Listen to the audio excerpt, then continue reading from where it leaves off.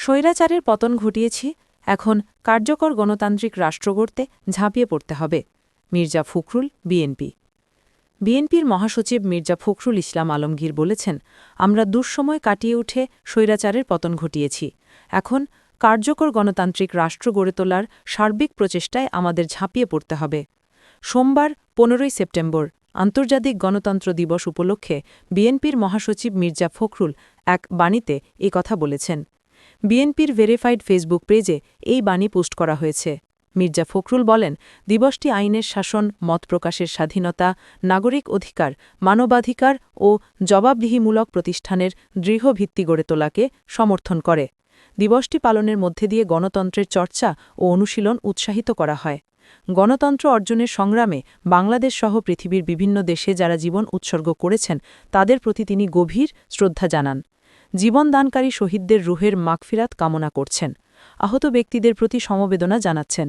তিনি আজকের এই দিনে বিশ্বের গণতন্ত্রকামী মানুষের প্রতি জানাচ্ছেন আন্তরিক শুভেচ্ছা ও অভিনন্দন। গণতন্ত্রের চর্চা অব্যাহত থাকলে কোনো স্বৈরশক্তি মাথাচাড়া দিতে পারে না। উল্লেখ করে বিএনপির মহাসচিব বলেন, গণতন্ত্র এমন একটি শাসন ব্যবস্থা যেখানে জনগণ সার্বভৌম ক্ষমতা প্রয়োগে অংশ নিতে পারে। গণতন্ত্রে জনগণের ইচ্ছাকে গুরুত্বপূর্ণ বিবেচনা করা হয়। নির্বাচিত জনপ্রতিনিধিরা সেবা ও ন্যায়সঙ্গত সিদ্ধান্তে পৌঁছাতে সচেষ্ট হয়। গণতন্ত্রের চর্চা অব্যাহত থাকলে কোনো স্বৈরশক্তিই মাথাচাড়া দিতে পারে না, আর সে কারণে জনগণকে কৃতদাসে পরিণত করা সম্ভব হয়নি। বিভিন্ন দেশে একদলীয় দুঃশাসনের কালো থাবা এখনও বিরাজমান বলে উল্লেখ করেছেন মির্জা ফখরুল। এ প্রসঙ্গে তিনি বলেন, ১.৫ দশক ধরে বাংলাদেশেও নাগরিক স্বাধীনতা, ভোটাধিকার, মানবিক মর্যাদা ও মানবাধিকার হরণ করে এক সর্বনাশা আওয়ামী ফ্যাসিবাদী শাসন কায়েম ছিল। নানা কালাকানুনের মাধ্যমে সংবাদপত্রের স্বাধীনতা হরণ, ভিন্ন মতের কারণে অনেকেই গুম খুন সহ আইন বহির্ভূত হত্যার শিকার হয়েছিল। বাংলাদেশে গণতন্ত্র প্রতিষ্ঠার আন্দোলনের আপোষহীন যোদ্ধা বিএনপির চেয়ারপারসন খালেদা জিয়াকে মিথ্যে ও সাজানো মামলায় কারাগারে আটকে রাখা হয়েছিল।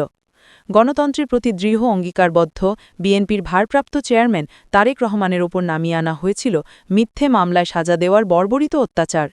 তিনি আরও বলেন, দেশবাসী ১৬ বছর এক ভয়াবহ দুর্দিন অতিক্রম করে গত বছরের জুলাই-আগস্টে ঐতিহাসিক রক্তস্নাত আন্দোলনের মাধ্যমে বিজয় অর্জন করলেও এখনও পূর্ণ গণতন্ত্র আসেনি। অবাধ, মুক্ত ও নিরপেক্ষ নির্বাচন গণতন্ত্রের অন্তর্ভুক্ত। গণতন্ত্রকে স্থায়ী রূপ দিতে হলে নিরপেক্ষ নির্বাচনের ধারাবাহিকতা নিশ্চিত করতে হবে। রাষ্ট্রীয় ক্ষমতার বিকেন্দ্রীকরণ, সর্বজনীন শিক্ষা ও সামাজিক ন্যায়বিচার ছাড়া প্রকৃত গণতন্ত্র সম্ভব নয়। এবছরের আন্তর্জাতিক গণতন্ত্র দিবসের প্রতিপাদ্যের কথা উল্লেখ করেন বিএনপির মহাসচিব। তিনি বলেন, গণতান্ত্রিক রাষ্ট্র সমাজে নারী ও পুরুষ অথবা অন্য কোনো লিঙ্গ সবার সমান অংশগ্রহণ ও সুবিধা পাওয়ার নিশ্চয়তা পায়।